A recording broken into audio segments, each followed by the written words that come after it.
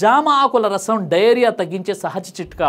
Diarrhoea విసర్జన ఎక్కువ రావడం ఇలా వచ్చిందంటే శరీరానికి నీరు ఉప్పు త్వరగా తగ్గిపోతాయి, బలహీనత అలసట వస్తాయి. ఇంట్లోనే ఉండే జామ పండు ఆకులు ఈ సమస్యను నేచురల్ గా తగ్గించగలవని మీకు తెలుసా? ఎందుకు జామ ఆకులు? జామ ఆకుల్లో టానిన్స్ అనే నేచురల్ కంపౌండ్స్ ఉంటాయి. ఇవి యాంటీ బ్యాక్టీరియల్ మరియు యాంటీ ఇన్ఫ్లామేటరీ గుణాలు కలిగి గట్ లోని ఇన్ఫెక్షన్ బ్యాక్టీరియాను తగ్గిస్తాయి. ఇంటెస్టైన్ లోని మ్యూకస్ ని బలపరిచి డయేరియా ఫ్రీక్వెన్సీని కంట్రోల్ చేస్తాయి. రసం తయారీ విధానం: 1. 5 నుండి 6 తాజా జామ ఆకులు బాగా కడగండి. 2. ఒక గ్లాస్ నీటిలో వేసి 10 నిమిషాలు మరిగించండి. 3. గోరువెచ్చగా అయ్యాక వడగట్టి రసం తాగండి. రోజుకు 2 సార్లు తాగితే మంచి ఫలితం ఉంటుంది. క్విక్ టిప్స్: రసం తాగేటప్పుడు కొంచెం తేనె కలిపితే రుచి బాగుంటుంది.